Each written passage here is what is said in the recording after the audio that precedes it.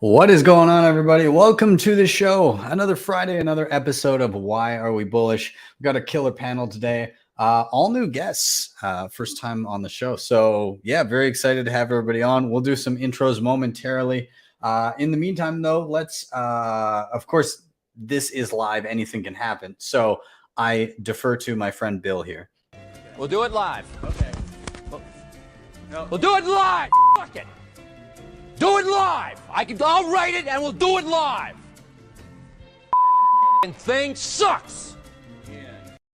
If you have not already, like, subscribe, share, all those things. Super helpful getting this content in front of more eyeballs. I am Ben with the BTC Sessions. This is your daily session.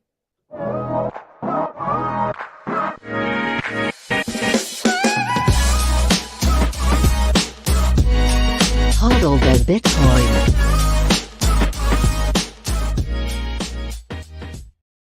So before we bring in our guests, let's take a look at where we are in the market right now. We're sitting at $19,116 per coin. Single US dollar will pick you up 5,231 sats. 91.33% of all Bitcoin have been mined. And in terms of fees, a little bit of a spike, 16 sats per byte next block. If you're willing to wait a little bit, sub 10 sats per byte should probably do ya. Shout out to sponsor of the show, CoinKite.com. These guys just have the best damn hardware out there. I love my Cold Card Mark IV. They've got the open dimes. I got my block clock micro delivered just the other day. Of course, got my other block clock behind me. I've got too much stuff from them, let's be honest. But they've just got everything. They've got their sats cards, their tap signers.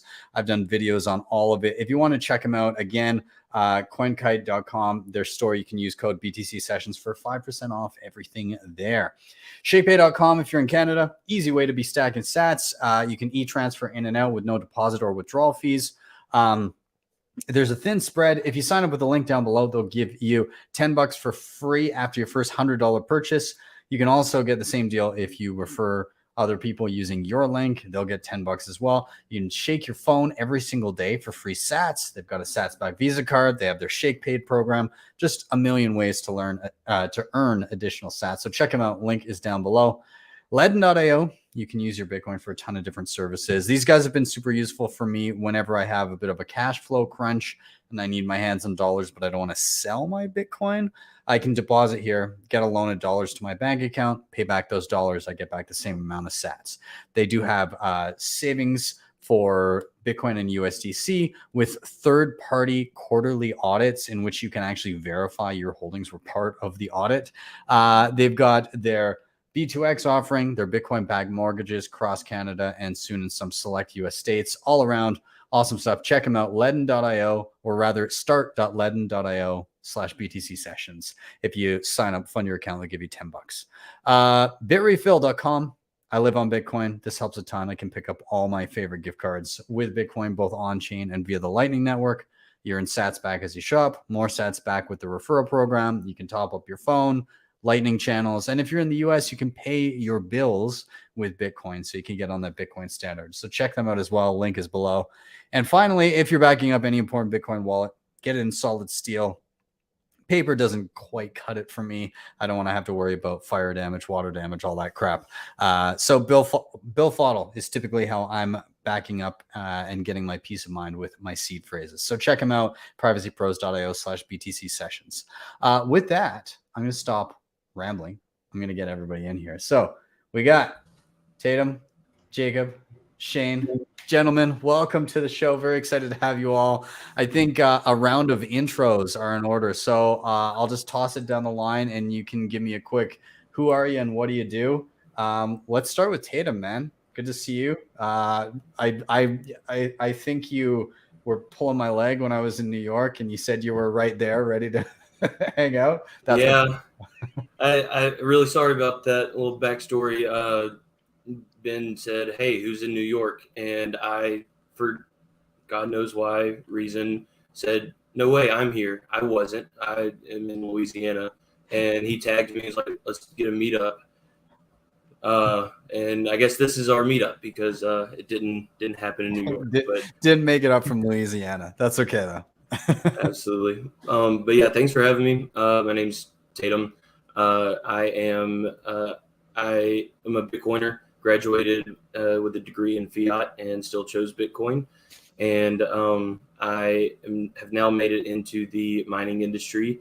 And I'm also the host of Between Two ASICs. Sorry, had to plug it. Your new favorite interview show. But I'm bullish on mining, and that's what I wanted to talk about today. But just happy to be here and talk to other Bitcoiners who are still bullish in this time. Dude, I'm not gonna lie, I'm pretty excited to see the show. The like clips that you've been dropping here and there have been they've been giving me some good chuggles. So and you I don't know how the stars came to align, but you got some pretty recognizable faces right out the gate, which is awesome. Yeah, I don't know either, but I'm not fighting it, and I'm just letting it roll. But we got some heat in the chamber, so y'all stay tuned, subscribe on YouTube. But yeah, thanks for having me, man. Yeah, no worries, man. Awesome. Shane, you are up next. You had me on your show recently, and I think it was quite possibly the most epic intro to a show ever. There was American flags and guns and all kinds of shit in there. It was great. I have to compete with Bill O'Reilly swearing up a storm. I was going to ask you beforehand. I forgot if we could swear, and I was like, "Well, if Bill O'Reilly's here laying it down for Oh yeah, you can say whatever the fuck you want here." Yeah, man. Welcome. Let people know who you are, what you do. Oh man, kind of a jack of all trades and master of none, I guess. My name's Shane Hazel. I run the podcast for Radical, a look, I guess, more at Austrian econ, libertarianism, and Bitcoin, obviously, as it applies in those spaces. And I'm a bit of a naturalist as well, kind of a hippy dippy, which is kind of a weird thing for a former special operations Marine with a lot of combat experience. So, and once in a while, I kind of run for office. I think I'm coming up on my last 3 weeks, and I'm retiring, running for governor down here in Georgia. And Bitcoin is the basis of the platform. So yeah, I mean, we got to meet down at Bitcoin 2022 and didn't have enough time on the rooftop at the Swan Party. So I guess we're making up for it here. But really, just absolutely stoked to be hanging out with Bitcoiners, because you don't want to be the smartest guy in the room, and I guarantee you, like, for me, knuckle dragging, crane eating retard, this is the place for me. Like, I can come in here and I can learn as much as I can. So I appreciate it. Awesome. Well, I'm glad to have you, man. And Jacob, man, I get to see you in person in like a week here, less than a week. I'm so stoked. Let people know who you are, what you do. Yeah, we're super excited to have you as well. And thank you so much for having me on here. Yeah, so I'm Jacob Parrish. Back in college, I started a web company. So I was a graphic designer and front-end web developer. And late college, I started diving into politics, religion, started paying taxes. So I maybe questioned money. And after that, around 2011, I was actually introduced to Bitcoin from my older brother. We have a bit of a Bitcoin family. There's 4 siblings. We're all into Bitcoin. We got my parents in Bitcoin. And so I'm really grateful for him to introduce me to that. In 2013, I moved to Charlotte, North Carolina, and started Bitcoin Charlotte. This is our logo, and we got kind of a rep for the t-shirts in Miami. We had somehow people liked us quite a bit, and I think that's where I met maybe Shane briefly. Yeah, so and I've been hosting meetups ever since then, pretty consistently, especially through like 2017. We had a couple big meetups then. We had Safety come on. We had Jimmy Song come in, and we had some really good turnouts for then. And that was a bull market time for sure. After that, some life stuff. I kept the meetup going, but there was very few meetings for a couple years. And then back in 2020, November 2020, my sister, Liz Parrish, moved to Charlotte, and we had a rejuvenation of the meetup. And so we want to take it to the next level, have more socials, more meetups here. And last year we had our first Halloween, which was a brainchild of a conversation we had with it was me and my sister and Bitcoin Vegan. He's a local here. Mm-hmm. And his birthday was in October, and we started talking about, oh man, I think my sister actually came up with the name Halloween. And so we hosted that last year. We had a pretty small event. We had 2 nights of it. We had pumpkin carving and 3 speakers the first night. Second night, we had a party at one of the bars down here, Re-Raw. and we had a blast. People dressed as the best Satoshi Nakamoto, and so we got all sorts of crazy costumes. It was super fun. And to finish this intro, I am knee deep in planning this event, which is next weekend, which Ben is opening for us. So I'm really excited to hear his talk, because it's one of the 2 talks I'm going to hear the whole night, because I'm going to be in the workshops the whole time. So I get to hear his opener. But Halloween is a conference we're running here in it's a celebration. But there's speakers, workshops, and then a party, and also a feast. But I can dive into more of that later. But that's me. That's great, dude. I'm really looking forward to it. It's going to be a lot of fun, and I'm excited that my wife's going to make it down with me. So, yeah, awesome. Well, everybody watching, if you're unfamiliar, this is Why Are We Bullish, and pretty simple. We go by the 3 R's here. Somebody's going to drop a reason why they're bullish. Then together, we're all going to riff on that reason, and then we're going to rotate. So reason, riff, rotate. That's pretty much the flow of the show.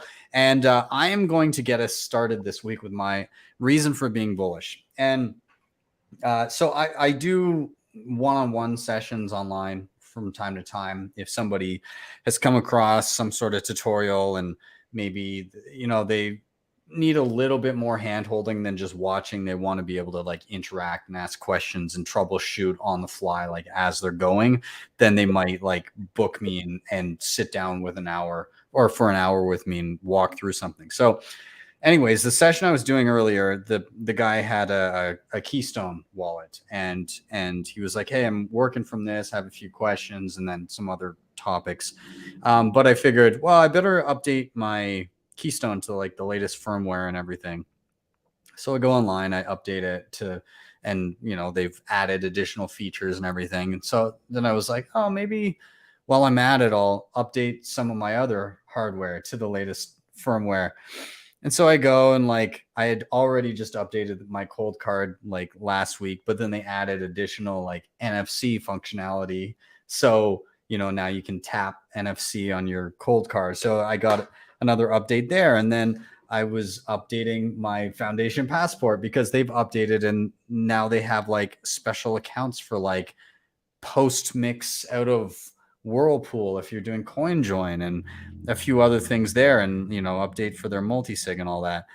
And then a device I haven't touched in a while, but the Blockstream Jade, that had another update, and you can like scan in QR codes with a little camera on the back and like import different, lots of updates there.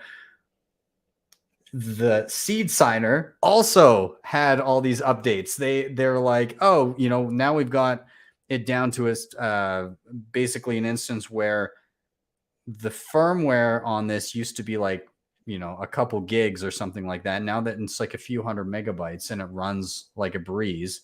And it's just, the whole thing got a lot quicker. And again, new features and everything implemented it.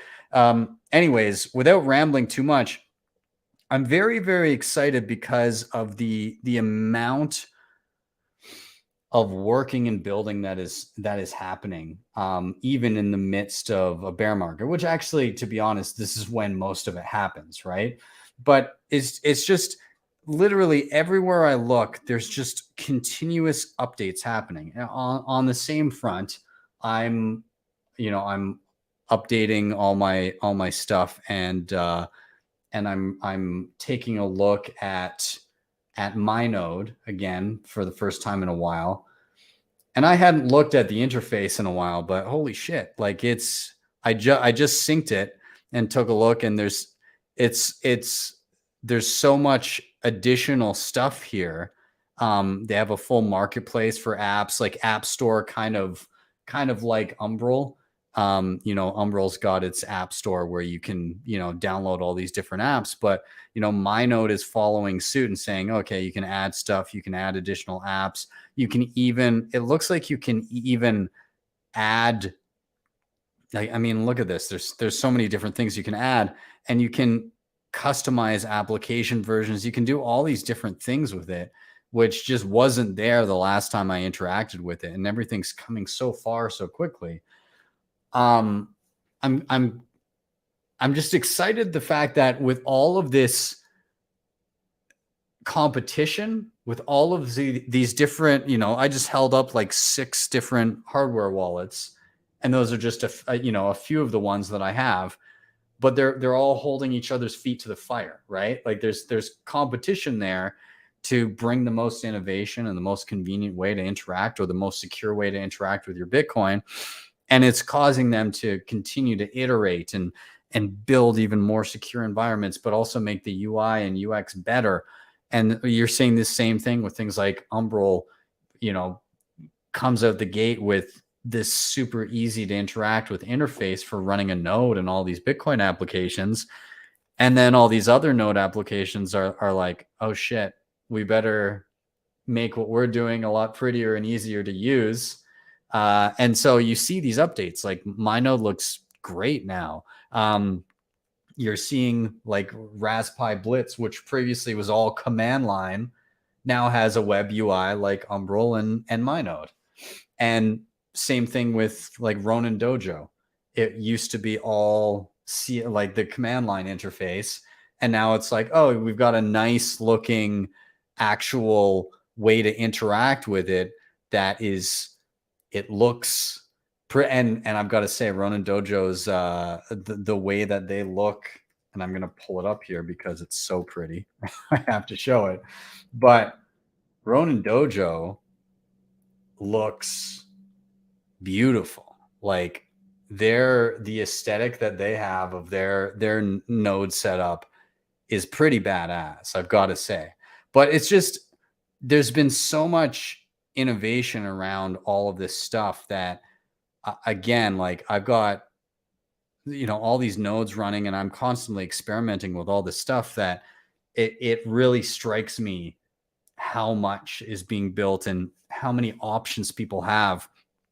First time I ran a node, it was like, I mean, you can run, I've had Bitcoin Core or Bitcoin QT at the time.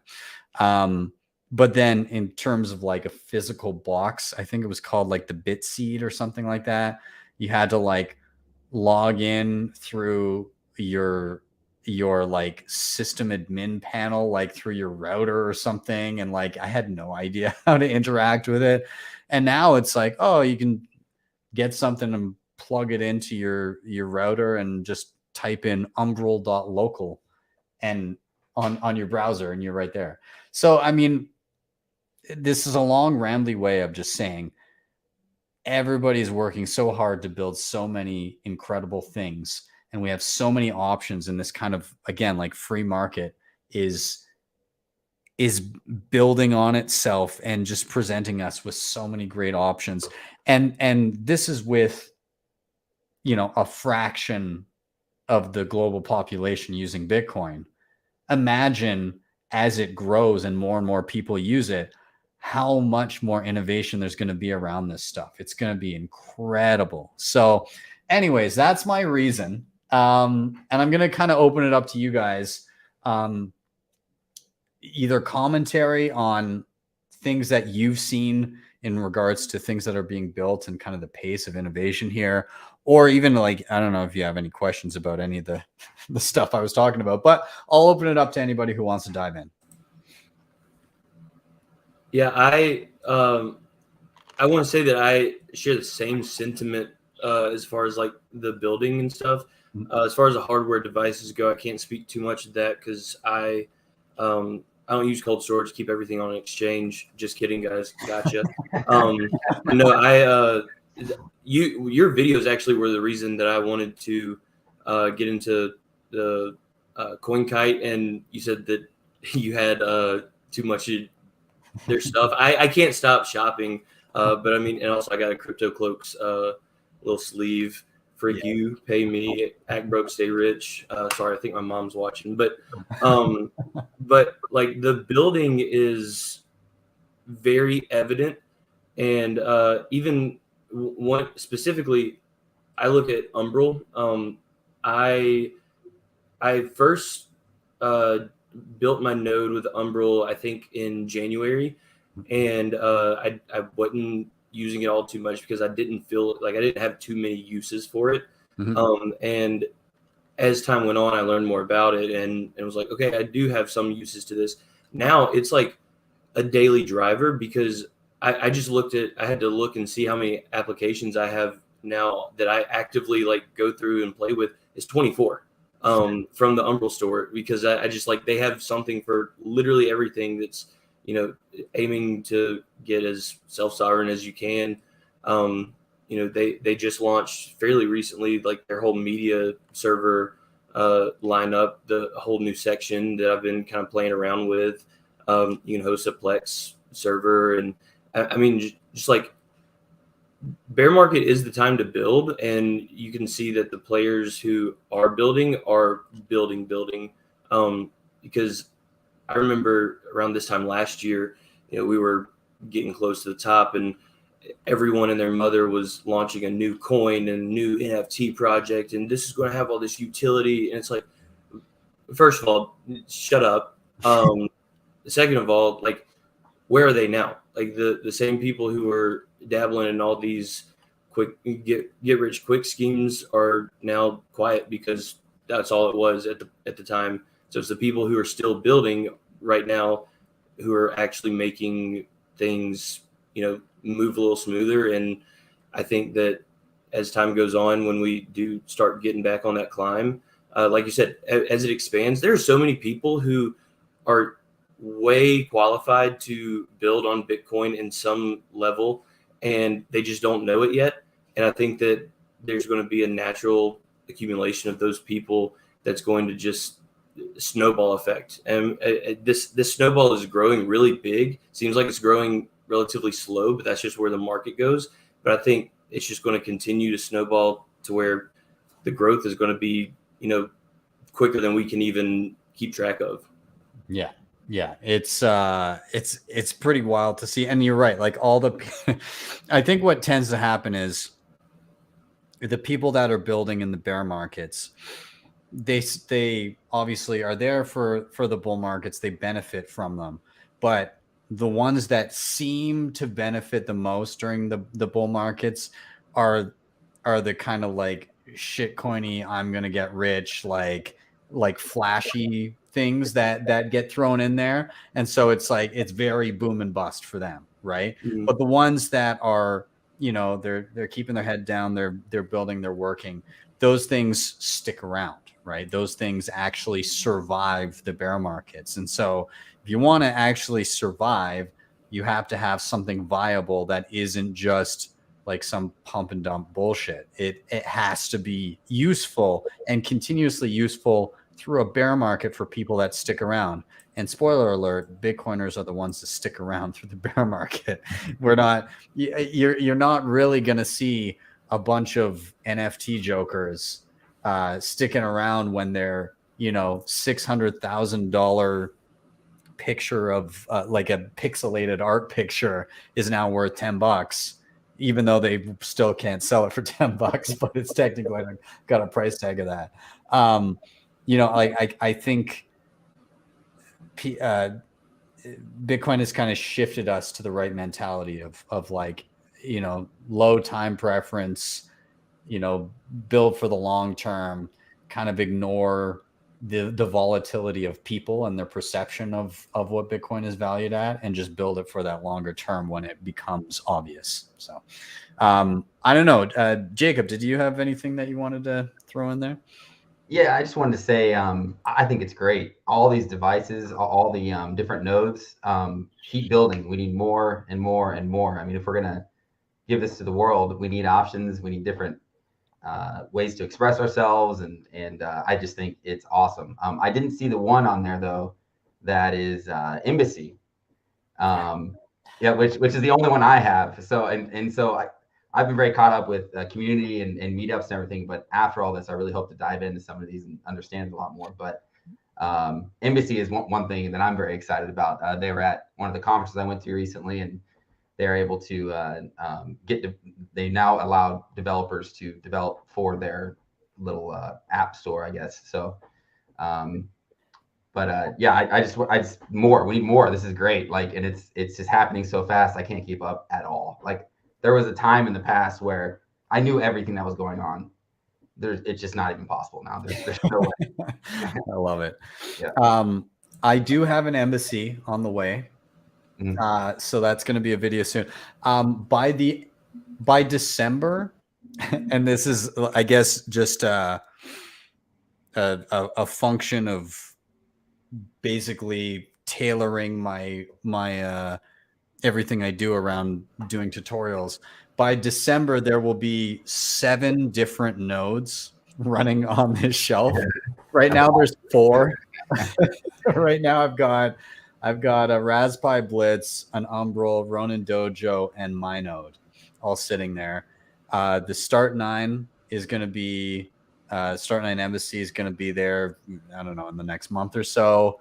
I'm going to be grabbing a Nodl down at Pacific Bitcoin.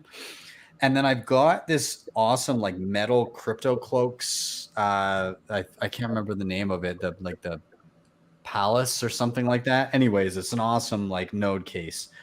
And I've got all of the internals, and I'm just trying to decide what to put on it. I might do, it was a fork of Umbrel. It's this Run Citadel. So I might do that one. I don't know what else I would put on it though. I think those are kind of the main ones, but like, it's insane. The fact that there's like 7 different like OS builds that I can just run on my, and I'll just leave them there because then I can easily jump to each one whenever there's questions or updates and I can cover them. And then the other node that I'm going to be running is I got myself a little, like a ThinkPad, a laptop.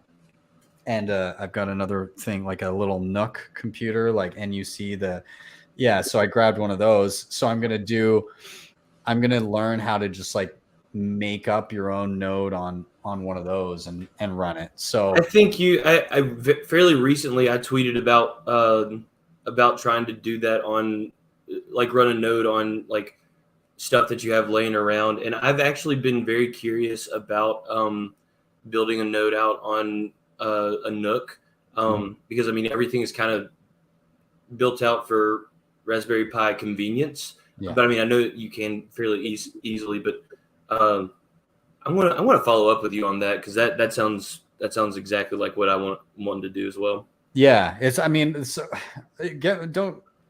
these little Nook computers, like they were typically used a lot in like office settings, right? Like, and then everything went laptop, and now there's just not a whole lot of demand for that type of thing, right? So you can get, like, I found an i7 Nook computer with like, it's only got a 500 gig hard drive in it, but I can swap that out. And it was like used for 280 Canadian dollars. So probably what that's like, maybe just over 200 US. So I mean, it's pretty solid. So I'm gonna experiment with that, see what I can do with it. But like, you can technically build it out yourself, but it looks like I'm going to have to brush up a little bit more on my command line skills and sort through that. I mean, the other option too is to just have it as like a regular Linux computer, have Bitcoin Core on it, link up things like Spectre or Sparrow, and run LND. And I mean, you can do that. I don't know. I'll have to look into it, but I'll let you know. It was running Bitcoin Core is, any computer you have laying around, you can run Bitcoin Core and you're at node. Right. So, it's people forget how accessible it is. Like, you don't have to have specialized hardware. You can just download Bitcoin Core, and then there's so many great wallets that you can just download and say, connect to my Bitcoin Core node that's on this machine. And I think I had some trouble whenever I was actually trying to do that, and that's where I kind of ran into the trouble. Except because I downloaded Spectre on my PC, and was trying to. I had trouble connecting my hardware device, getting it to recognize a hardware device. But it was also, I found the path on to my core on my local network that was running on my Pi, and so I tried plugging it into my Pi. I tried plugging it into my PC and couldn't really get it. But I think Spectre since has updated to where it's a little more streamlined now. So I kind of want to play around with it. I need to brush up on my command lines as well too. Yeah, I'm learning. Shane, I don't know. What are your thoughts on how things are going? What's being built out? What have you know? So I have a bit of an admission. I haven't started running a node yet, right? So I came into Bitcoin, I think late 2019. And when I started talking about nodes, and it just is one of those things that kind of terrified me at first. Like, I am not an IT guy, right? I come from things from more of a cultural side. I look at, the way things interact. And so I think that space is one of those things where people in the Bitcoin community have been very inviting. They're like, hey, man, you can do this no matter what on any computer that you have. And when you're ready, let me know and I'll show you. And I think between that, just the opening of this community in terms of having there it goes. I told you it would do it, right? When we have this community that has just such, I don't know, prolific backgrounds that are all coming together in this space, and they're extremely helpful. And I know you got to watch out for the jackasses out there that will try to run schemes and all that kind of stuff. But for the most part, once you find your people, those people take care of you, and they are absolutely like 100. They're so excited to help you figure out what's going to be best for you. Like, give you those training wheels, give you that first push, and get you up and running. And so I think one of the things I'm excited about because of all of this tech, like I've found obviously cold wallets and, some hot wallets and all that fun stuff that I really like, that you can treat as active savings accounts, checking, basically, so you can kind of move around out there in Lightning or even on chain. And for a guy that, didn't want to, really take a chance with his Bitcoin, because I'll tell you right now, like, I lost some Bitcoin in the very beginning, and it hurt. So to see this passion, and I think this is probably also important, is you have a entire environment now, this very complex environment where where I was saying, you've got people that come from tech, you've got people that come from energy backgrounds, you've got people that come, from, I don't know, software, firmware, you've got people that used to be investors, like this giant background. And what you have in this space is different from a lot of other spaces where people go to their 9-to-5 job or their career, where they spend tons and tons of hours away from their home, away from their family and everything else. And they hate, their Monday through Friday. Whereas this community, it's producing even in the bear market because of passion, right? And this is really exciting, because when you have the brains, first and foremost, that exist here, and the energy that's behind those brains that now has a passion behind it, that's just going to work itself to death, right? Like, you're going to have this community that got in when they were like, I don't know, 5 into Bitcoin, because they had parents like me that homeschool, and now they're just like totally consumed, and they're just like, whatever it is that is their passion, they are just boom, like a laser beam focus, and they've got all these other little laser beams like helping them out. This is what is going to drive us, like, in the fact that we're seeing it now in a bull market where we, obviously we've come way down from, quote unquote historic highs against fiat bullshit. We're going to see this take off, because as we do more and more and more and more, and this passion feeds technology, and more comes from the bear market, when times are good and these people have done well, and that Bitcoin, obviously as a deflationary asset, is now in the hands of people that did well in the bear markets, and they're going into the bull markets. Oh man, you want to talk about just the rocket ride to buckle up and get ready, because this is going to bleed into other populations as it surges, and it's going to be like that. I don't know. I talk about things sometimes from a military perspective, and obviously, Tatum, you understand that with your bulletproof vest, right? He's wearing that vest because when things go through, like a projectile, they tend to have this, kinetic energy, and on the outside they pull, right? They're pulling, and that vacuum space is pulled into it. That's what Bitcoin's going to do to the community that's in the, I don't know, kind of in the wings, looking at it going, I wonder what this stuff is. And as that stuff starts to pull on the backside of it, it's like a hyperbolic round. it is going to just, I hate to use the word suck, but it's going to suck everything and everybody and the technology and the different, brain power trusted that are out there into the space. And it's going to be extremely well funded in the right hands with the people that have, the right time preference and have really dedicated themselves, and they start to see fruition. I don't think they're going to stop. I don't think they're going to get comfortable. This is just one of those rides where you want to see it through to perpetuity and as far as you can, right? Like none of us are going to make it to 2140, but I sure wish, some of us could, right? Like I think that's why I'm so bullish, because even guys like me have found homes here, and not so much in the tech side, but the tech side has just been so inviting to be like, look, dude, whatever you need to learn, like we're going to guide you in here at whatever basic level you need, and then we're going to grow you. And I think that is absolutely the sign of not only a great community, but a leadership type community that you don't find in a lot of places in this time and place, for sure. Yeah. That's awesome. You just mentioned 2140. How cool would it be to be around to see that last block, that last 1 sat block reward get printed? I would just to be in that moment would be really unique. And it's interesting because like nobody truly understood the implications of the first Bitcoin block. Right. Like it was such a long shot that anything would work out, that like nobody could truly appreciate what was going on there. And I mean, there will be milestones, but like I think, and I hope that when that does tick over in that last block, I think humanity as a whole will understand and truly appreciate the implications of what has been built.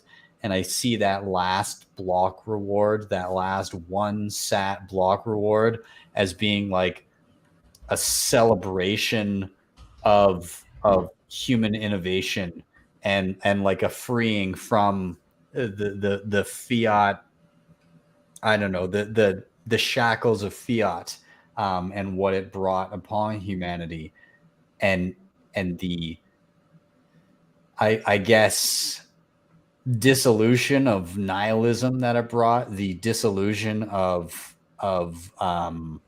short-term thinking and wealth, wealth erosion.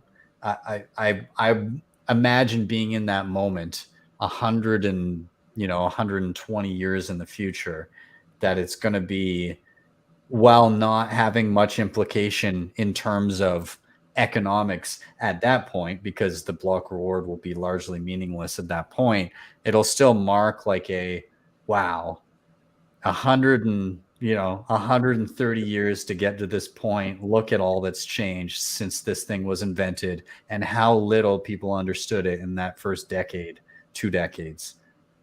That'll be an incredible moment, and I wish I could be there to see it. I never really gave too much thought about like that block, but like there is like a final subsidy block that's going to happen, and there's a lot to think about. Like, what is that sat going to be worth? What is that final sat going to be worth at that point in time? Like, man, I don't know. That would be, I mean, what I'm trying to think what I wonder in our lifetimes. I mean, I'd have to pull it up, but like how low the block reward will be in my lifetime. Like if I'm in my, 80s or something like that, just looking at the average lifespan, will the block reward be at that? There's a graph. It was an artist. I actually saw him at the Miami conference, but he made like this wood burned kind of like, it looks like a clock almost, and it had like the block height, the year, the block subsidy of every halving and stuff. And so if I can find that, I'll send it to you, because it basically shows you like what rewards are going to be when. It might be on the on the BitBo. Yeah, it's one of the most beautiful pieces of carpentry you've ever seen, too, right? And it's another thing that we talk about in this space is as this passion kind of holds on to people, right? Whatever it is that they're doing, you're going to see like the real art return. right? And to complement the technology and that piece, that wooden, calendar. Golly, I stopped and talked to him as well, and I was just like, So did I. this is incredible what you've done here. And he's like, well, it just really just did, this stuff with a CNC and, wood burner. And I was like, you just did this. Like, if this I couldn't stop looking at it. There was so much to digest. Yeah. Hard to take in, really a masterful piece of engineering and art all in the same. And I guess it's kind of one and the same as you look through this space. But yeah, you're I saw some of the comments down there and like, oh, the 2140 is going to be so commonplace that nobody's going to think anything. I don't think that for a second. I think there's going to be giant parties, or it may be more of an Independence Day around the world at that point. I gotta think that. I mean, maybe some people will take it for granted and all that fun stuff, like a lot of people do today with any type of freedom or right. Not that there's a ton of it running around, but there's obviously a birth of a renaissance here that I think we're seeing, and that obviously Ben, that you kind of allude to there. I'll take the opposite approach on that. With I never actually thought about when 2040 when that happens. But maybe it's going to be like a 1999 thing where it's like, oh no, we didn't program for 3000. Everything's going to just break the whole world. Yeah, Run back to fiat. It's funny because I mean, at least with this one, you'll basically see the at one point the transaction fees will eclipse the block subsidy, and it'll just be like a gradual replacement. And so long before, it will just kind of slowly begin shifting that way. I was just looking and so by I was just looking at the future halvings, and it'll officially so 2044, so another 22 years here. I'll be getting close to 60 at that point, something like that. So when I'm 60, the block reward will drop below 10 million sats. So it'll be like 97 million sats or something like that. Or sorry, 9.7 million sats for the block reward. So, I mean, by the time I'm 80 or so, that'll be, in the tens of thousands of sats. Yeah, it's it'll be weird seeing block rewards being like 10,000 sats. And at that time too, this is what we say at the meetups a lot is or what I like to say is around 2040, about 98%, 99% of Bitcoin's released. So I kind of like to say that because 2140 is the end, but kind of the end is coming up in our lifetime, where this is all going to be released in our lifetime. So get it now. Like, we're in a really sweet spot. And here's a lot to newcomers, and like there's only 21 million. So here's the dates. So 95% will be in 2026. 99% will be in 2035, and 99.9% will be in 2048. Wow, I didn't even realize it was that much. Wow. Yeah. The last 0.1% takes like just under 100 years. I've always thought that it was the craziest thing. Like, whenever we passed 19 million, fairly recently, I want to say, it all meshes together at this point. But in 13 years, we got 19 million Bitcoin, and there's only 2 million left, but we're going to be dead before we get to those 2 million. And it's just like, that's insane. I go back to, look at some of Satoshi's, some of his posts and emails and stuff that were shared around. Like, the forward thinking was beyond comprehension. He gave everything a thought, including one of my favorites is he was talking about mining is not wasted energy if you're using it for heating your house or something like that. And like, you didn't need to, you weren't heating the house with whatever they were mining with back in 2010. But I mean, now, given it at this point in time, 13 years later, haven't heard from him in 10, 11 years or something like that. People are heating hot tubs with miners. So what else is going to be uncovered by him that we're seeing was just way ahead of its time? Just something to think about. Yeah. Yeah, super. Speaking of which, I just got an S9. That's going to be my space heater for my office. Totally not profitable, but hey, I'll be making some sats while heating the office. So exactly. Yeah. Good thing doing in Canada. And to your point earlier there, Ben, with the 10,000 stats and what was 2044 that you said that we were looking at? As 2044, it drops below 10 million sats per block. Yeah.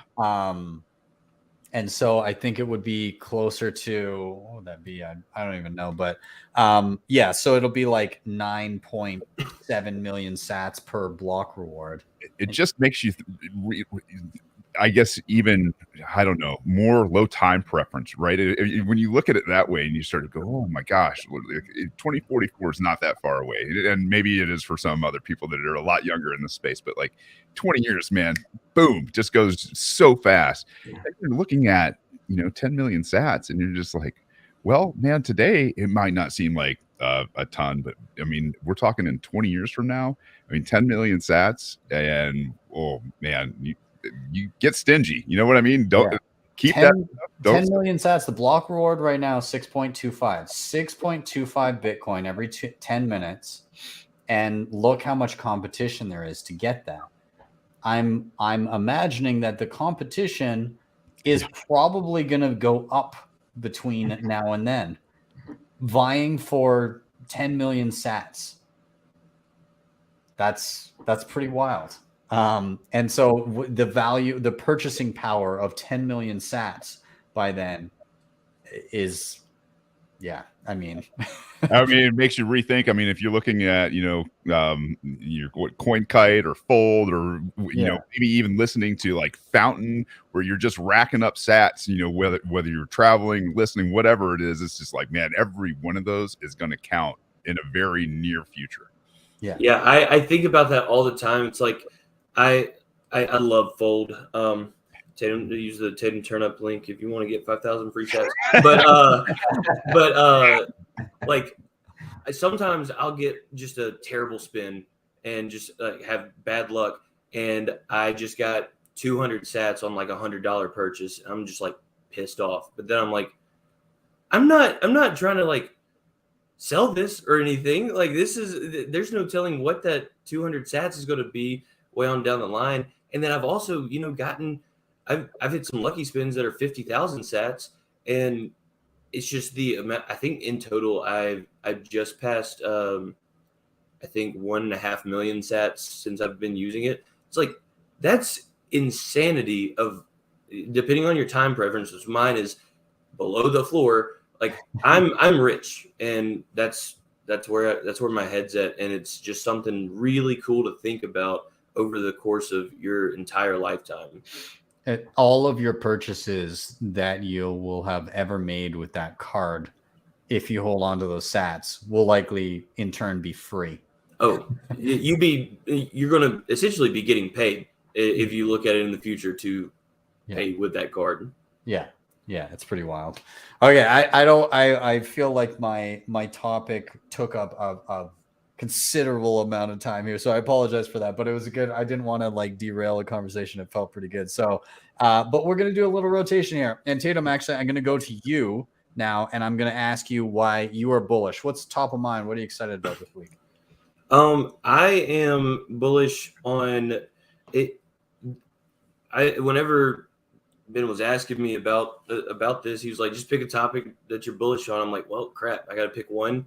But the main thing that I'm bullish on is the is mining altogether for various reasons, and every day is just a little more bullish for how much I learn, what new things are being built in the mining space, how are people using their miners on top, like what's the secondary use that they're getting from. I saw someone make freaking beef jerky with an S9. I was like, who would have thought?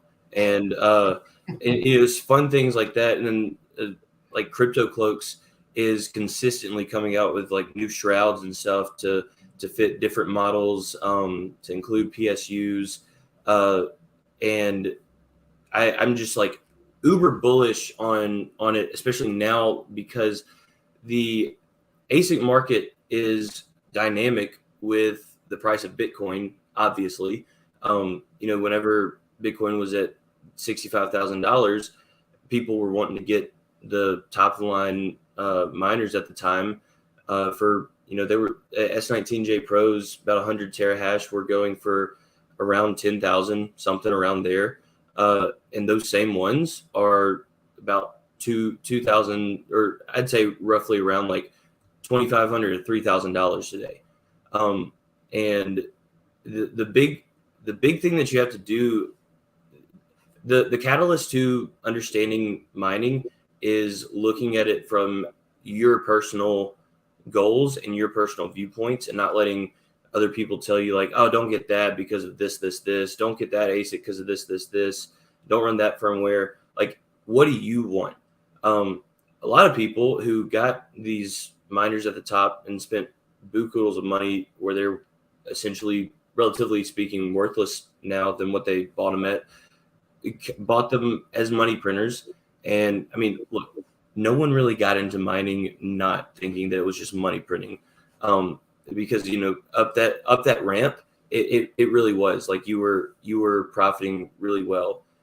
Whenever you realize how the market works and what this machine is actually doing, that's when your conviction kind of changes. I got into mining on the come down of prices. It wasn't like where it is right now. And I essentially started getting really upset, like, oh crap, these prices are dropping. I didn't have a miner at the time, so I was like, why am I upset? I just think like the industry is crashing. But now I'm like, please, for the love of God, I would love for the prices to drop even more so I can just get as much hash rate as I can. Because one thing that I always see on all these websites that analyze miners is profitability. And the thing about profitability is it's personal to you. It's personal to your goals. Ben, you said the S9s are non-profitable, and in the major sense, they're not. However, in my terms, they break even once I hit my first block and I get my first sat from running that miner. And it's a matter of like, are you only going to run it if you can break even?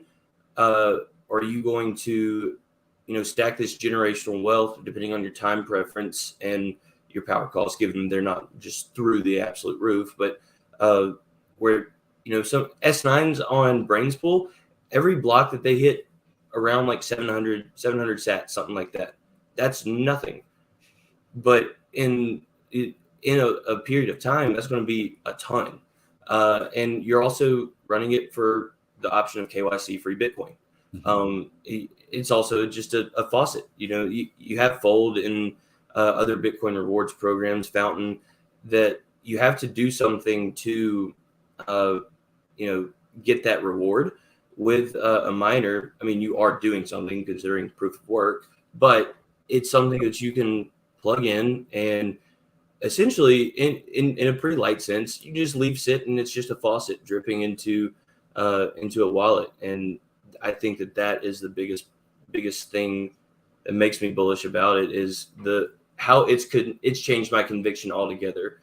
And it all circles around the finite supply, to the point where I have a tattoo of the finite supply formula on my arm, because like in 2140, like we were just talking about, they're going to be fighting tooth and nail. Who knows how high the hash rate's going to be at that time? for one sat for 4 years. And I'm getting 740, 780, like every now and then. I think yesterday I got like 16,000 sats just because I was running an S9. So it just all circles back to that. And that was a little rant, but that's where I'm at with, and also the advancements of the machines that are coming out, the next gens.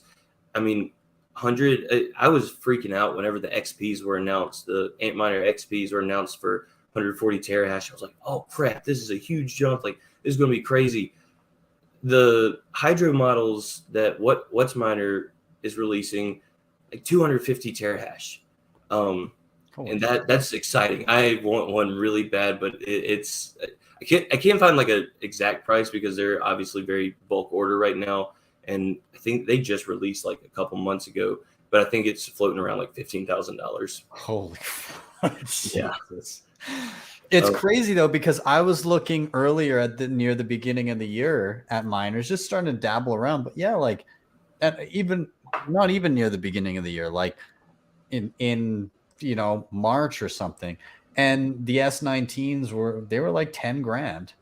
Mm-hmm. Like, yeah, there was I remember seeing one listing. I think it was November last year, because I took a screenshot of it. That was when I started like dabbling into it, and I was like, I need to keep this for reference, just because I think this is a pretty good base price, $14,000, and I wouldn't think to buy a S19 for $14,000 now.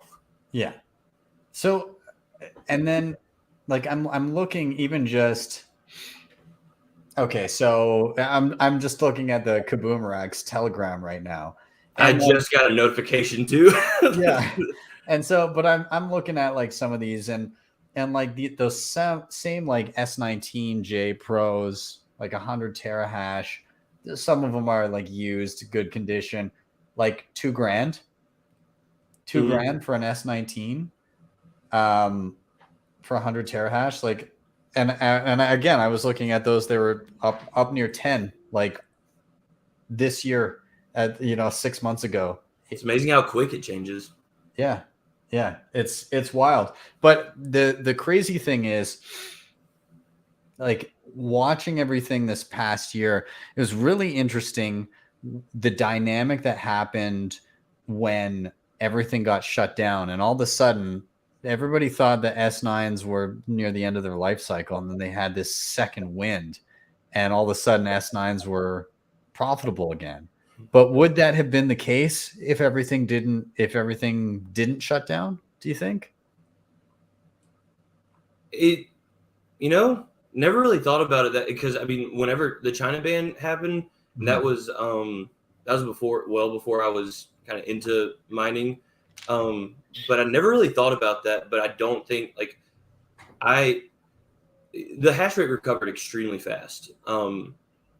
But I think that it would have still been. I honestly think we might be. I don't think we would be too much higher right now if anything happened. If it didn't happen, I think we'd be close to the same hash rate right now, which I don't know where we're at right now.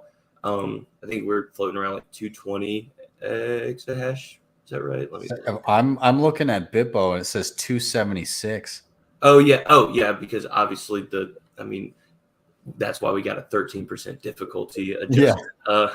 But geez, I did not think we were that high hash rate. But I really think we would be still right around where we are because that dip was insanely quick. If you look at it on a completely full scale, it essentially just looked like someone like just poked it and it came right back up. Because Bitcoiners are their brains are built different, and they knew exactly what to do and how to react. Was it scary? Absolutely. But now we are consistently hitting all-time highs again, like right before. And it took, I think, maybe 2 months. I want to say if I remember correctly, the scale that I was looking at, I think it took 2 months for it to hit another all-time high after it just was slashed. But yeah, I don't know. Also, a thing about Can something like that happen again? Absolutely.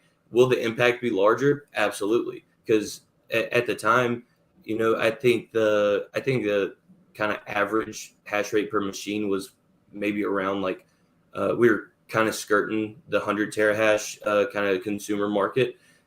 Now we're going in. We just said we're going into the 250 terahash machine consumer. It's not consumer market yet, but there's going to be, if that does happen, there's going to be a larger impact. But I do not doubt that it's going to be an even quicker rise back up. Yeah, damn, it's going to be wild. I don't know, Shane or Jacob, did you want to jump in with comments, questions, and around the mining space?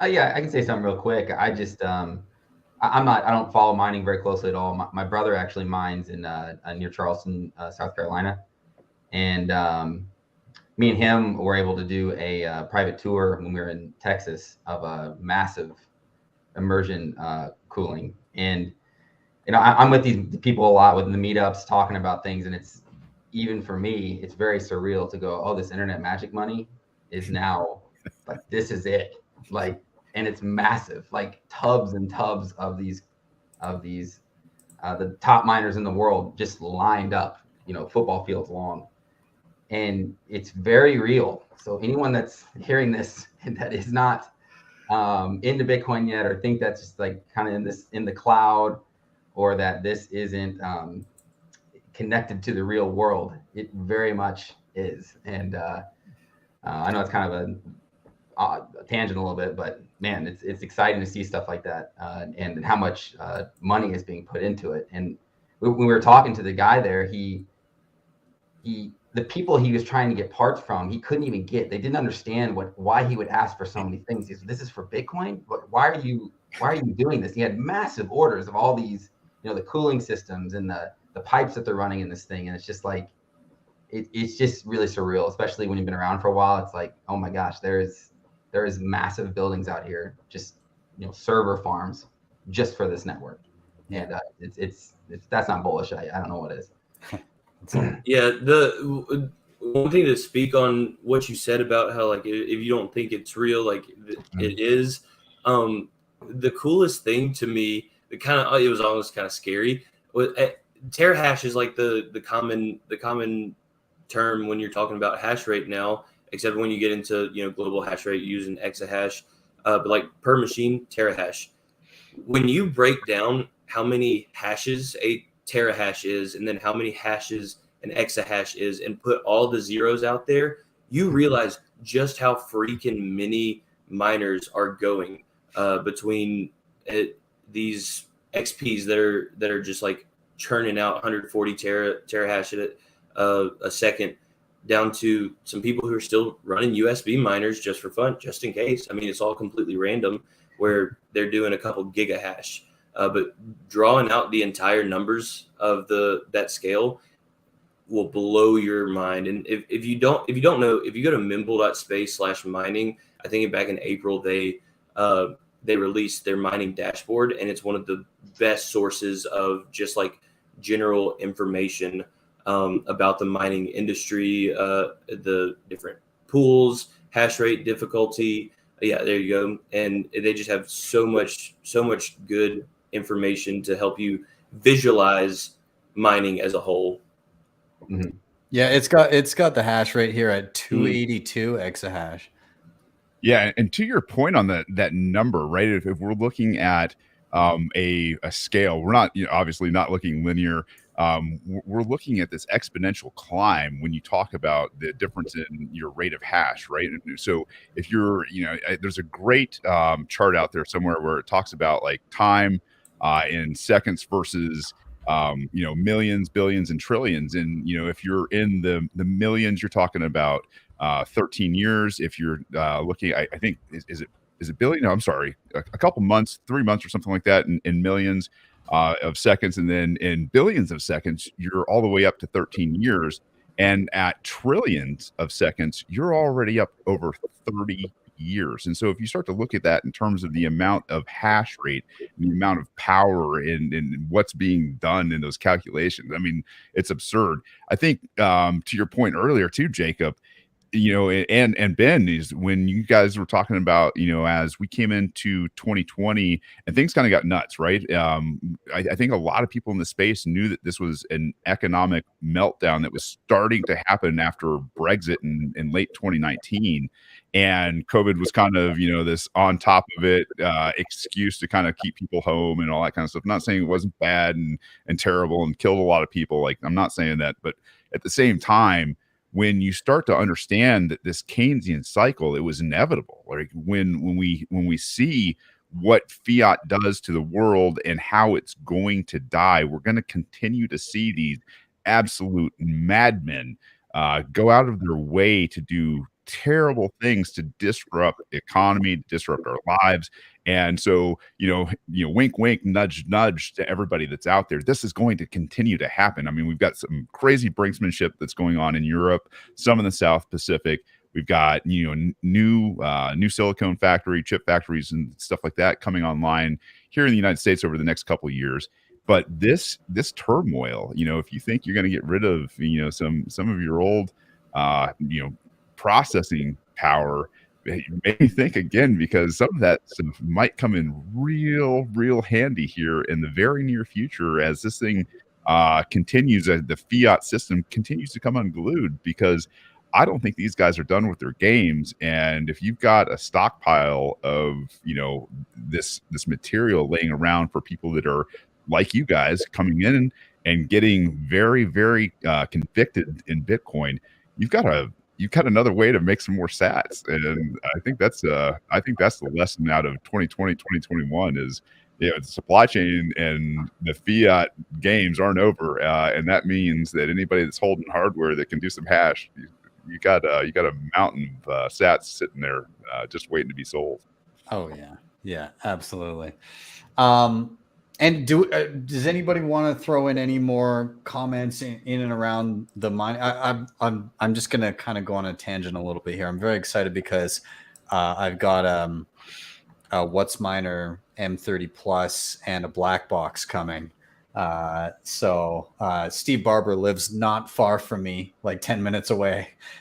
So he's I grabbed one from him, and he's bringing it down from like Lloydminster or something to Calgary. But anyway, so I'll be doing some videos in and around that. And then I'm also, again, with the little S9 that I've got here, I think I'm going to put it outside and then take some Crypto Cloaks mining pants and vent it into my office.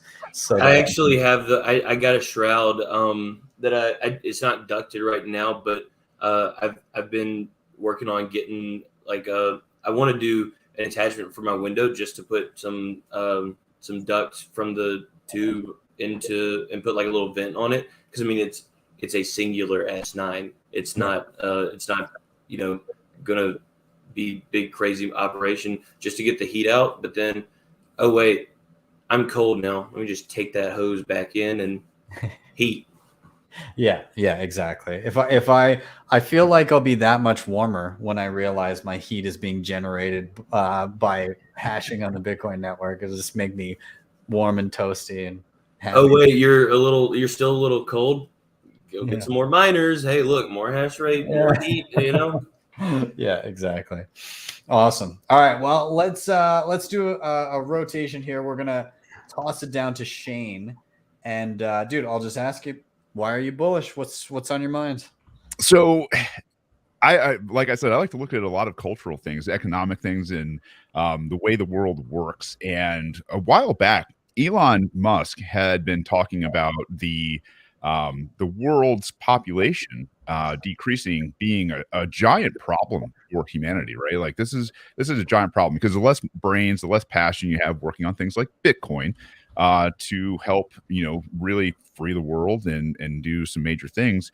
I think the harder, we all have to work. And obviously it puts us a little bit more behind the power curve.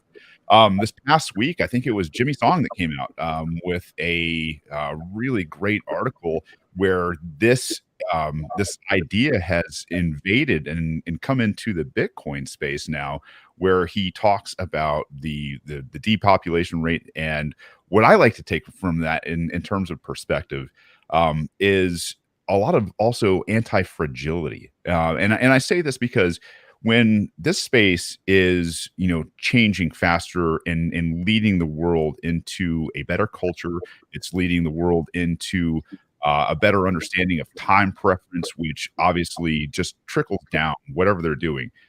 As a homesteader and as a guy that has a generational family out here, for this space to be embracing that and taking that that understanding that, hey, listen, we're going to need kids that are that are growing our society, that outproduce just me and my wife. So if you've got 2, 3, 4, 5 kids, you're looking at this as also anti-fragility for this community.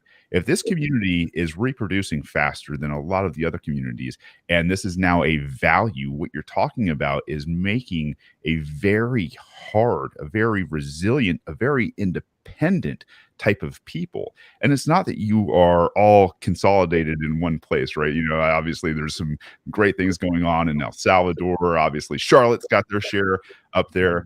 But in reality, what you're doing is you're spreading an infection among a fiat population that's looking for hope, that's looking for a understanding of how to beat the rat race of the shitcoin casinos that are out there. And so when we've got guys like Jimmy Song in this space that are got just giant audiences and presence that are talking about this, and you've got the Bitcoin homesteading communities that are growing and flourishing and teaching people how simple it is to be very anti-fragile in this space. And at the same time, the homeschooling communities here, this is what gets me super bullish, because now what we've got is not only a passionate people, but we've got a people that are getting harder over time in terms of independence. And for me, I know we're already at an hour or 10. I'm going to keep this as a little shorter because I had some other points that I want to bring up. That this, for me, this wealth of passion and knowledge and resiliency and independence is that infection of hope that people need. Like, this is what people are looking for in this crazy ass time right now. And I don't know, for me, if we've got more and more people coming into the space and they're looking at this culture as a beacon, I think back in the day, Ronald Reagan talked about a shining city on the hill. We were not the example, and we have not been the example, obviously, in leaving people alone and not taking their stuff and not hurting people. But this culture will be exactly that, because none of it pays off. None of that nonsense from the fiat system where you go out and use force and coercion through the state and that incentive. None of that pays off anymore in this culture. And this culture, I'm telling you, this is what gives me such driving hope. And art's catching up to it. Technology's obviously pushing it. And I don't know. I see it and I get so excited about how this culture is giving their time and their love and their technology and their independence to others as a gift, an open source gift. Here you go.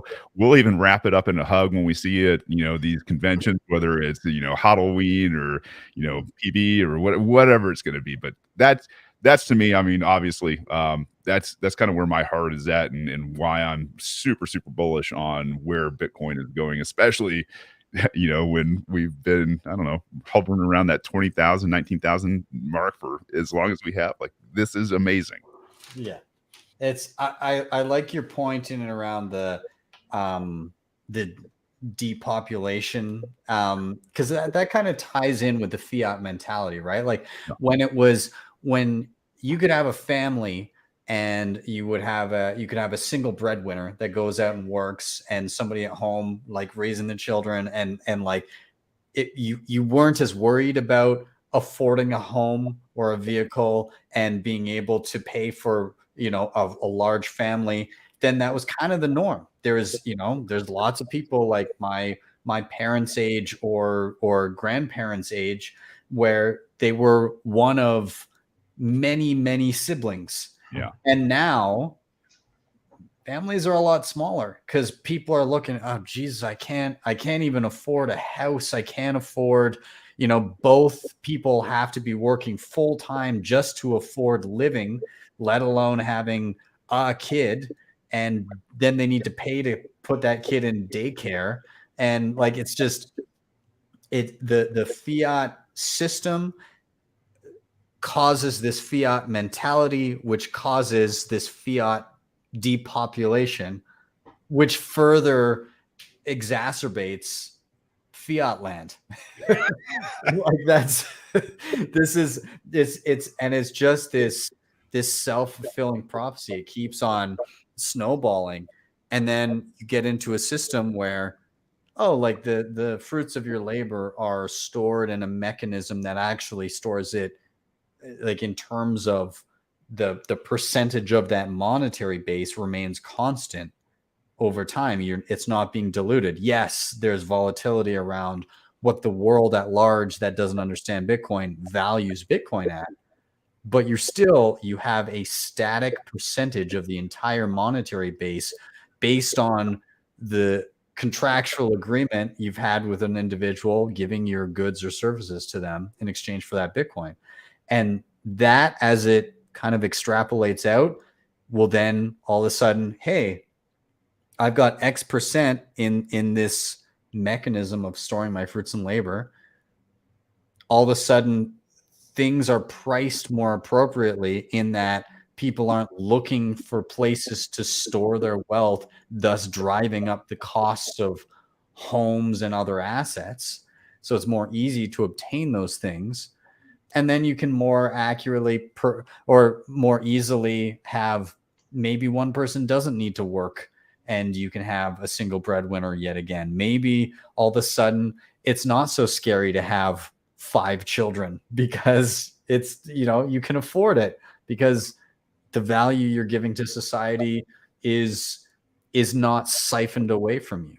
And so I look forward to seeing those shifts as Bitcoin becomes more of a mainstay of society. But I don't know, Jacob, what are your thoughts on this kind of? I mean, you're organizing an event that is in the midst of this kind of culture. So what are your feelings here? Shane teed me right up here. Like, basically what he said he's bullish about is where I was going to lead to. Without getting into that, the way Bitcoin changes, what I get really excited about is all the things. Bitcoin is not really the thing that excites me. It's all the things that are coming after. And that's why I got to it in the first place. It was this indirect way to see everything that I wanted to see in the world happen. So better education models, like homeschooling, unschooling type ideas, parenting, peaceful parenting, ideas around that, homesteading, which I'm extremely interested about. And so I feel like I need to talk to Shane later about that and get some tips. And there's people, communities here in Charlotte that are trying to do that as well. And Bitcoin falls right in line with it. Better food choices, political stuff like that. So my kind of story, I'll get more of my personal journey recently and community about how that leads to these things. But the punchline is that this is the excited, bullish part that I'm really here for are these things, especially like non-aggression principle type ideas, as far as political stances and just dealing with your neighbors, and then privacy. I imagine this type of like glowing box in the future that we have, that's like your power, all your private communication, your financial system, and everyone just connected to each other, and we're all like helping each other out and decentralized. Like, that's Web3 to me. And so like these embassies, the things you showed up in the beginning, are just so exciting to me. So so without getting too far into some of my story, dude, I'm right with you on that stuff is the reason I'm here.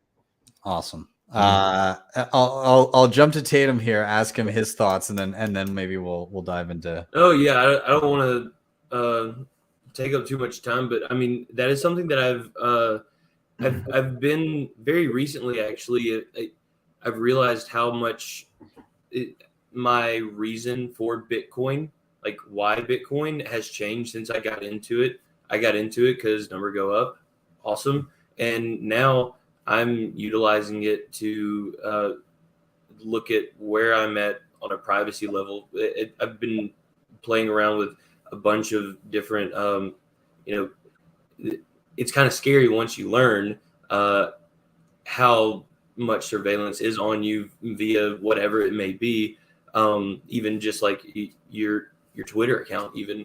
So I've been trying to formulate kind of using Tor more normally to kind of play around with that. I'm looking at different services for their alternates for big data that takes my stuff, and I would have never cared about this if it wasn't for Bitcoin. But Bitcoin has changed how I look at politics, at the sovereignty, at relationships, just interpersonal. It changes everything. So that's all I got to say. I agree wholeheartedly with what y'all say. Yeah, that's great. It does take you down a lot of different rabbit holes, like the privacy aspect, everything. Yeah, absolutely. So, well, given that Shane's reason kind of played so well into Jacob's, Jacob, I'm just going to let you take it. Let's just segue right into yours and kind of blend them. Yeah, so it's a little bit of a personal story which leads to what I just said, but basically building during the bear market, but more regards to the community. I've been in this space a long time, and I kind of kept to myself and lurked, especially during the Reddit days. Our Bitcoin, loved that place. It was so fun to look at and read.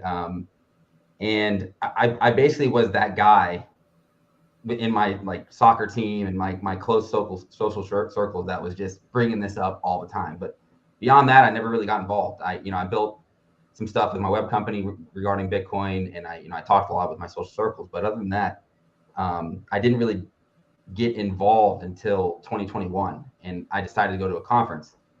The whole time before that, I always thought conferences equal blockchain and suits. Like, there's no way I'm going to these. This is not me. I don't want to be there. And finally, 2021, and shout out to these guys behind me. They, the governor was happy with it. I was going to be in Miami. I was like, dude, this is gonna be fun. Let's go have a party. And it was huge for me. Like, I immediately connected with people that had the same ideas around, these things beyond Bitcoin as well. All these freedom ideas and all these, everything I mentioned before. So that really got me going. And then I went to BitBlock Boom, and I went to TabConf as well. And so in Miami prompted me to write this article about freedom and stuff, which is it's nothing big, but it was that impactful for me. Like, I felt like I needed to say something about it. Then this year came along, and I've had a hell of a journey this year. I went to El Salvador twice, and Bitcoiners are coming there from everywhere. We didn't set out to meet any particular person. I did have a connection with Jimmy Song from our meetup, so I messaged him, but it wouldn't have mattered. We went to Hope House. He was there having a meeting. I ended up getting to talk to Max Kaiser, and then I met all sorts of random plebs along the beach at Playa de Bitcoin and or El Zonte. And it was just great that we met this one guy who brought his whole family there, and they were investigating whether they should move there or not. He's from Germany. Locals, there were guys from I think they were in Dallas, but this whole family, they were El Salvadorian, and they were thinking about coming back because of the changes that it made. And they have all sorts of I forget what they're growing, tobacco or something up in the mountains. But then that led into Bitcoin Miami, which we brought more community. We had a big crew come down from Charlotte, which was awesome. And they had a music festival. They had a Bitcoin music festival this next year. I mean, so I love music. I love going to shows. And the Sound Money Sound Money Festival. I don't know if you guys were there, but it was really surreal. I'm not a huge fan of Steve Aoki, but he was on the Satoshi stage. And I was like, look what you did, man. Like, we got one of the top DJs in the world with all these weirdos that like Bitcoin. And so this just kind of comes back in the community. And I went to BitBlock Boom, and this is when I had a lot of conferences recently with BitBlock Boom. Start 9, Crowd Health. They're actually one of the sponsors for our event, and they're doing decentralized healthcare. And then another conference, Black Bitcoin Billionaire, and then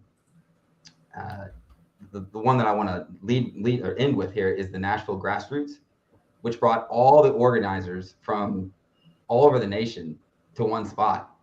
this is so decentralized of a thing. Like this is happening everywhere in the world. There's little groups popping up, and they're all talking about this, and it's really exciting. And they're talking about this. Bitcoin brought them there. Number go up most likely, but now they're here and staying. These guys are passionate. Like they traveled from all over the nation to get to Nashville, which by the way is awesome. Bitcoin Park, if you haven't been there, is awesome. They have 2 side-by-side buildings, which are 2 stories apiece. They're really well done. There's courtyards around it. And so I got to meet all these little organizers and bounce ideas off each other. But mainly it was just cool just hanging out with people doing the same stuff that I was doing. And but yeah, so all that just to say that community's here, man, and they're building during the I've never built. I never really started building into this. So I'm proud of myself that I'm finally doing this. And I feel like I'm a part of this. And I just encourage everybody else to do it because it feels really good. And some of these guys, like there's a guy in Michigan who created a lake in his yard. He calls it a Satoshi Lake now. He also bought a bank vault and hosts meetings there. Kansas City guys are hosting block parties up there, Kansas City Block Party. And that's just to mention a few of what people are doing all over the place. And it's just really exciting. But yeah, these people are meeting, and that'll eventually lead them to the changes that Shane mentioned, especially with having more kids and not being scared to do that. It always drives me nuts when I feel like people don't have a valid reason for that, but there is a valid reason. Their money sucks. So, but yeah, that's basically my bullish, guys. I love that. There's so much, again, like I've got to echo the community sentiment. Like it's crazy that now, like any Bitcoiner could likely go anywhere on earth and say, hey, where's the Bitcoiners at? Yep. And they would find someone that would just go and hang out with them, go grab a beer, go hang out, go grab a coffee, whatever. Like anywhere on earth you could go and you'd have at least somebody to go meet up with and to go hang out with. And that's pretty unprecedented. Like that's a pretty unique thing. Like I mean, I think every city, every place I've been to, it's so easy. Like I went down to Costa Rica and I was with family and everything, but I was like, oh, there's probably some Bitcoiners. Obviously there'll be some Bitcoiners here. So I just tweeted out, hey, who's in Tamarindo? And I ended up meeting up with two people, like separate nights. Both ended up being actually Canadian expats that left when shit was hitting the fan here. But they were both like, yeah, we live down here. One was from Quebec, one was from Ontario, I think. And yeah, I just got to hang out with some awesome Bitcoiners there. Same like when I was in New York and Tatum was like pretty close, but couldn't quite make it. There's about like 6 or 7 of us went out for drinks. It was a blast. It was awesome. Just there's been so many places that I've been, and just it's so easy to reach out and find people, and I really can't wait to get down towards El Salvador and see what's going on down there.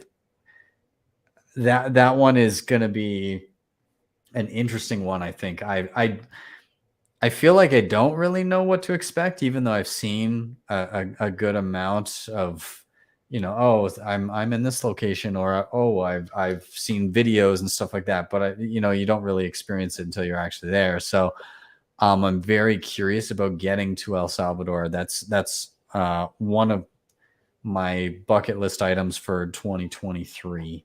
So, but yeah, like it's just so cool that you can go anywhere on earth and you instantly have a connection with somebody, and that in some way, shape, or form you're going to hit it off. So I love that. But and you don't need to be high profile either. I mean, you have a lot of followers. You can hit up a meetup on meetup.com, or there's all sorts of chat groups. I mean, it's not hard to go and connect with these people wherever you are in the world, which is, I think, is really, really awesome. Yeah, absolutely. Tatum, what are you thinking about community wise with Bitcoin? I mean, that's one of my favorite parts of it all. I actually, it is insanely easy. I was on a Twitter space last year. It was a choice Twitter space, and I can't remember what the conversation was about, but I raised my hand, and Brian Harrington was talking, and I asked him some questions, and said that I was down in New Orleans, and he was like, "Oh, no way! I know so and so and so and so and so and so. I'm gonna get y'all in touch." Next thing I know, I'm going to a Bitcoin policy meetup in New Orleans with people who I had no idea even existed like a couple hours ago. But now I'm actually meeting up with them again after we get off of this call. And I made a tweet about it actually today. That meetup, I did not enjoy it because I was in a new city. I had no friends, and I just like I let my own reservations hold me back. But between then and now, I've gotten really involved with a lot of different groups of people. I've met a lot of people, and I've realized that if I just go for it, that the community aspect is really great. And so now I mean, this meetup that I'm going to tonight, I'm so excited about it. It feels like I haven't been to a Bitcoin meetup since that one, and this one feels like a lot different because I have allowed myself to get engaged with the community. But it seriously is one of the biggest things for me. Like while you were talking about Bitcoin Miami, I wanted to say that I was actually a recipient of one of Steve Aoki's cakes in the face. I might have gotten a video of you. I was nearby. Well, I was going to try to find that picture, and I found it. It was in a thread of like all the people that I had waited to meet that I ended up meeting, and I mentioned how like I only knew these people from really sketchy group chats or Zoom windows, and I've never seen any of them in real life. I don't know how tall they're going to be, but I seriously consider them some of my best friends because I talk to there's a good handful of them that I talk to just about every day. They support me and everything that I'm doing. I'm seeing how they're growing in the space. One of my friends, Jim Shuchuk, he was like, "Hey, you live next to the." Oh yeah, he was in New York. Sorry, guys. Yeah, he was actually in New York. But he was like, "You live relatively close to the New Orleans airport, right?" I was like, "Yeah." He goes, "Can I pay you to pick me up?" I was like, "Brother, no, I will. I'll go there and wait for you all day, all night. Like, let's hang out, grab a beer." And we did. And now I'm just like watching him go to Guatemala and do work with Lago Bitcoin, and he's asking me how Between Two ASICs is going, and I just consider him one of my best friends. And I would have never known him if it wasn't for Magic Internet Money. Mm-hmm. Yeah. I wonder what this leads into, and I'd be curious what you guys think. We have all these meetups, and they keep getting in every single town around the big cities, and they're going to start merging together. Do they merge together? Is it just become like church? Like this just happens all the time. You can just go whenever you want, and there's sometimes bigger events like conferences, which conferences are totally saturated, but yet people are going to them, people are showing up, and yeah, I mean, it's I don't know. I was wondering what you guys thought about that. I think Jacob and Tatum kind of pull this thing together is when you see this happening, right? It's happening because Bitcoiners know they're all kind of working to be better selves, right? Their best self, right? And it's a journey. So we don't really look at like where people are coming from so much as where they are going. What is their potential? And so we're very quick to like not be those really judgy people. It's more of like, how do we find solutions for this guy and bring him into how this is going to do, how this is going to work, how is he going to have more conviction, how he's going to add value to this space. And when you start to see other people as valuable again, as not like your enemy and not as like this, I don't know, whatever it is that they want you to be, mad and divisive over, it's you start to see people as very, very, very valuable in this movement, and you're just like, man, I don't care where he came from, he's on that path, and I'm going to forgive him for whatever, whatever he thinks, and I'm going to help him find his best self. That's a incredible culture to be a part of. Yeah. I totally agree.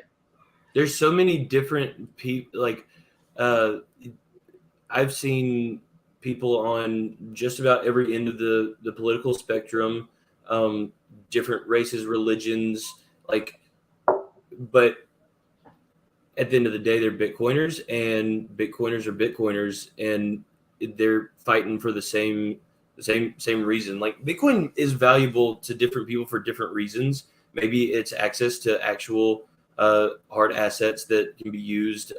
Maybe it's the first time they've been able to store wealth legitimately. Maybe it's a number of different things. What happens behind the scenes when you're not interacting with Bitcoin, I don't know, but we're all learning from each other on the Bitcoin side of things and learning.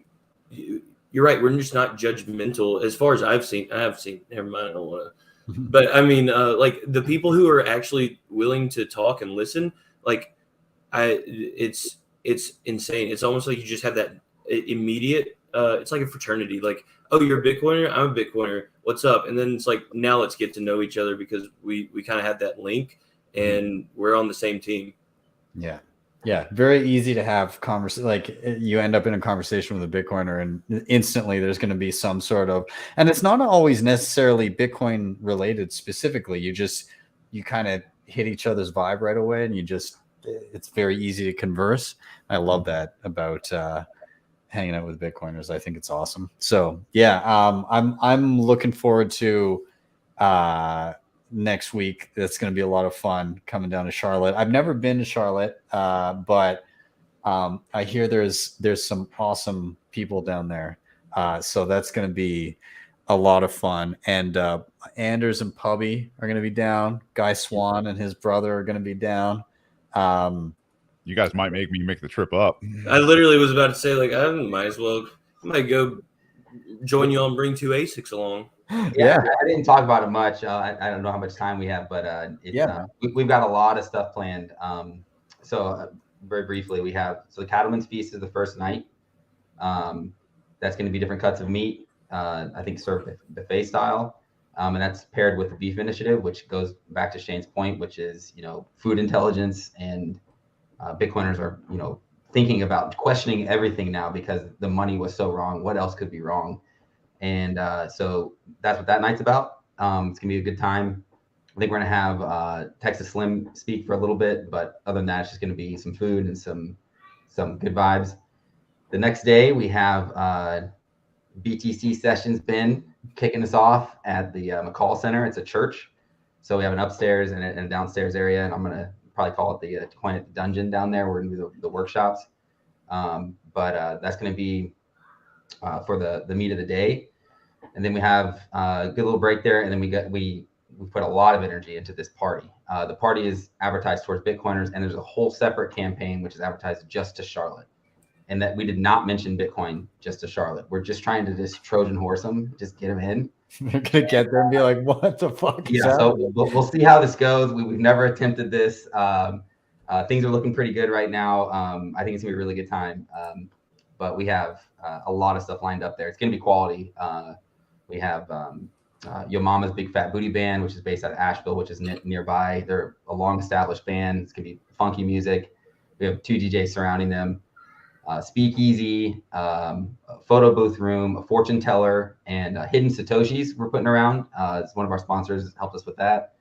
And a karaoke room, dedicated karaoke room, which is really badass. This place has a really cool karaoke room if you're into that sort of thing. I'm going to probably avoid that area, but I'll be in there. That's my jam. I'm going to go and hit some karaoke. Me and Stefan Livera almost hosted a karaoke night for Bitcoin 2020 before it got canceled. Oh man, that has been fun to see. I feel like we still need to do that. Maybe I'll see about Bitcoin 2023. Well, have them come next weekend. Yeah. Awesome. All right, well, gentlemen, I'm gonna start rounding us out here. What I always do at the end of each episode is I like to get just any final thoughts you may have, and also a recommendation. And this recommendation can be anything that you found helpful in your Bitcoin journey. It could be an app, a book, an article, a podcast, a video, a device, really just anything that you think somebody should check out if they're watching this. So I'll kick us off. I've actually got two things that I wouldn't mind recommending, but I'm also going to shill on behalf of one of the panelists in a second too. But the first thing I want to shill is this. It is I guess like a graphic novel. It's called the Time Chain Codex. I've seen this a couple times. I need to check it out. It's cool. So all of the art is done via AI. So AI inputs, all of this is done AI, and it's basically it's a future civilization that is linked into the Bitcoin blockchain being broadcast from Earth, but they're somewhere in the Andromeda galaxy, and they're linked up to the time chain, and they're basically sending out broadcasts communicating like what the time chain is, and like how it ties everything in with truth, and it's pretty astounding. Anyways, well worth checking out. It's called, again, the Time Chain Codex. You can actually download it from Swan, but Fractal Encrypt on Twitter is the one that helped put it together. And yeah, I'll share that momentarily. The other thing I was going to mention too is I had him on the show last week, but a book from Brian DeMint just arrived, Bitcoin Evangelism. So dude was so well spoken on the show, and it's like this is a good, like, hefty book, and I've kind of been flipping through it, and it seems like it was well researched, and I love that he pulled some of the best information from some of the best people and kind of put it into a singular resource. So well worth checking out.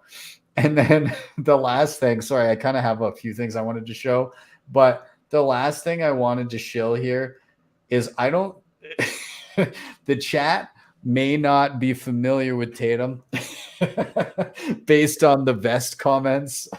so I just wanted to drop the trailer for the first episode of Between Two ASICs. So I'm blushing. I'm just gonna play it here so we can all enjoy.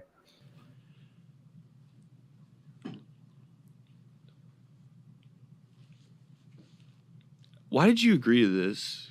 I still don't know. Fair enough.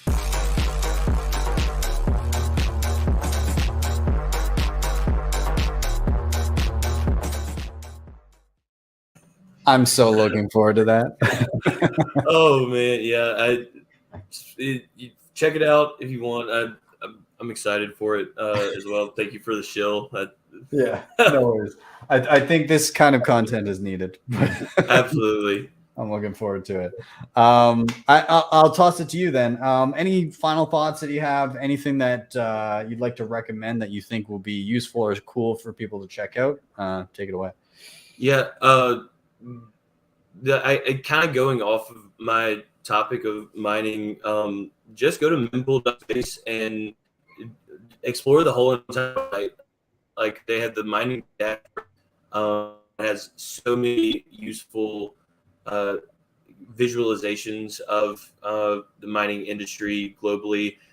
You can also, I mean, beyond that, they also have the Lightning dashboard in beta, and there's just so much information on here. It's really, really fun to just learn. It promotes you to kind of do your own research as well. Like, it gives you kind of like it almost pulls you in a bit. And you're like, okay, now I know what to look for. And it's not like I don't know what I don't know. But Mempool is one of my favorite projects out there. And as far as one more recommendation, and of course I feel honored to do this on BTC Sessions channel, but get a hardware wallet. If you already have one, get a different one and just learn and play around with it. He actually inspired me to kind of do explore different hardware wallets and actually dive into hardware wallets. I wasn't lying to an extent of before I had cold storage. I was actually keeping everything on exchanges until BTC Sessions. Thanks, man. But I started out with a Trezor. I thought it was great. There's various thoughts on it. It just came out with a Bitcoin only firmware. The UI is amazing. And I was like, I want a cold card because this video that I'm watching looks really cool. And I started researching cold card. It was amazing. And I played around with that and I learned so much new stuff. I've downloaded Sparrow, downloaded Spectre, just all sorts of different things that I wasn't using with my Trezor because it was just a native suite. But get your hands dirty is what I'm trying to say. And you know, just learn by doing. Yeah. Yeah. A lot of people think they need prerequisite knowledge to start doing these things. No, the medium that you're utilizing is the educational resource.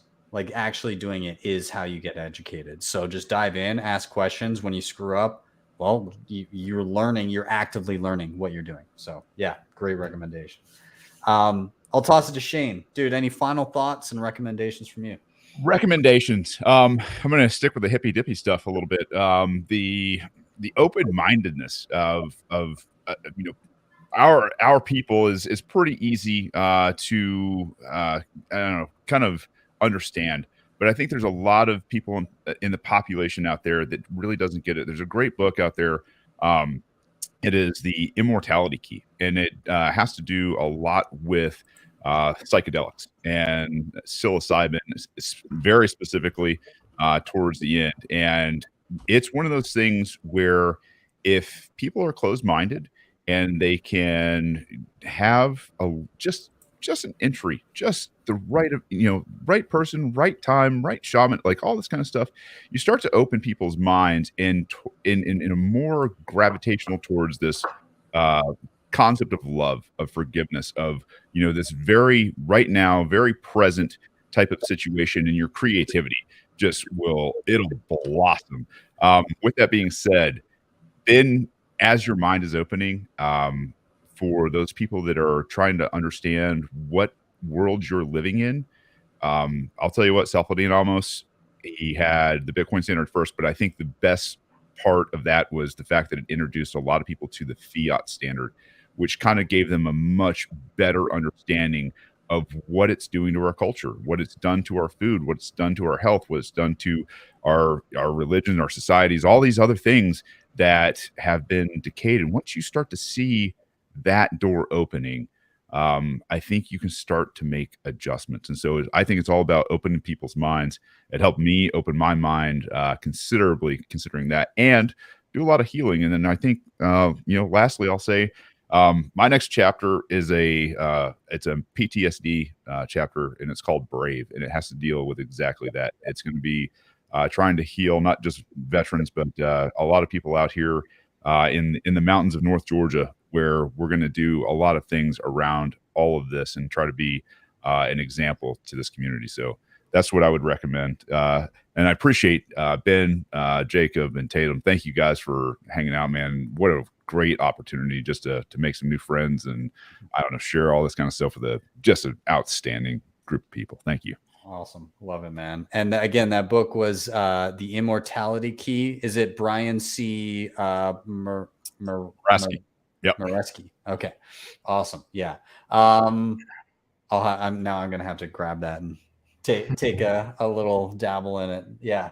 I think that'll be great. Awesome. I'll toss it over to Jacob. You get the last rip at it. So any final thoughts and recommendations? Yeah, so you guys queued me up pretty well here. So I want to say go to your local meetup, but one of the things that we host is a book club. It's on Twitter Spaces, so any of us anywhere can join it. And the next book we have is the Seventh Property. Oh, that's a good one. And I have not read it. I'm not very far into it, maybe 40 pages, but it's awesome. And we have one member I'm close friends with here who said this is the book to read. Sorry, Safety, but this is the book to read. I have that same sentiment. So we've been hosting this book club for a while, and really excited to have this one. It's going to be on November 14th.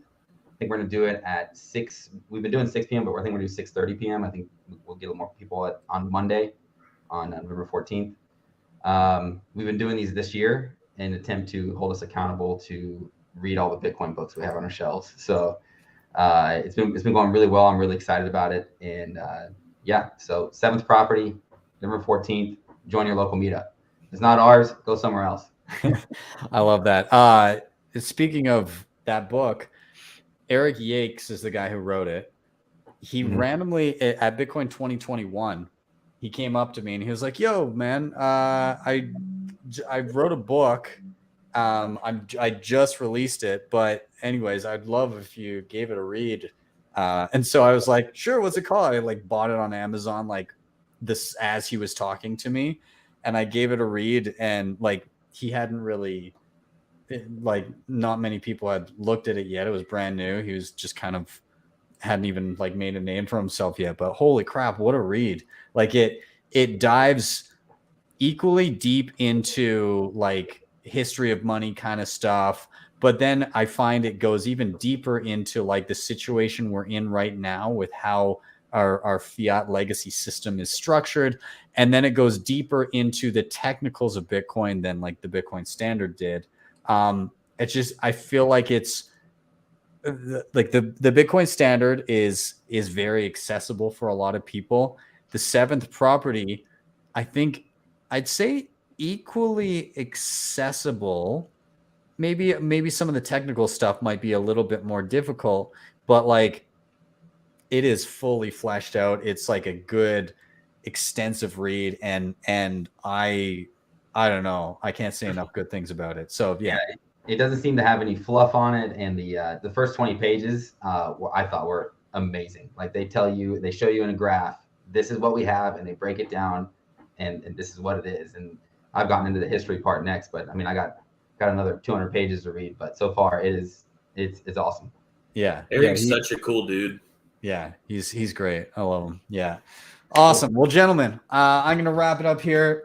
Thank you very much for joining me. I appreciate it. This is a good, like, damn near 2-hour rip. So I appreciate all your time.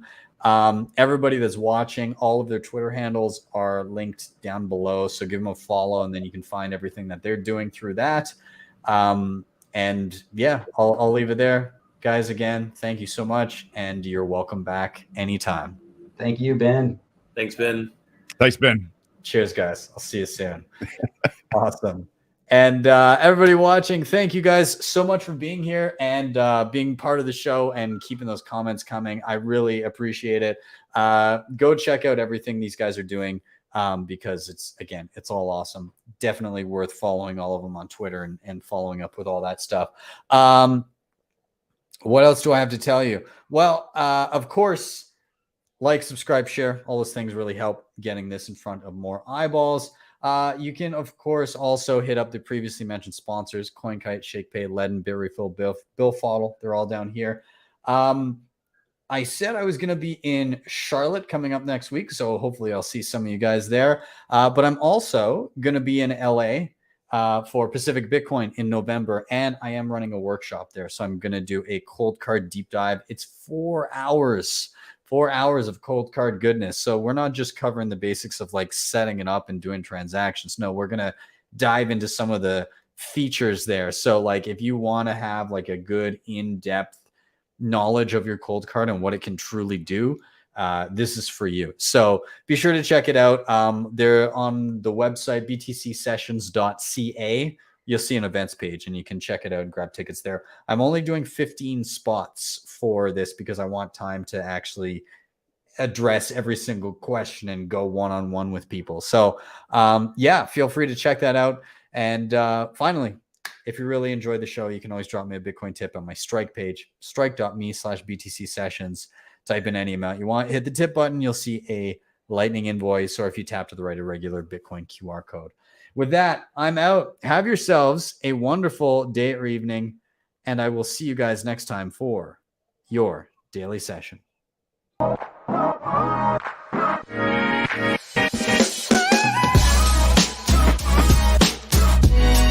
HODL the Bitcoin.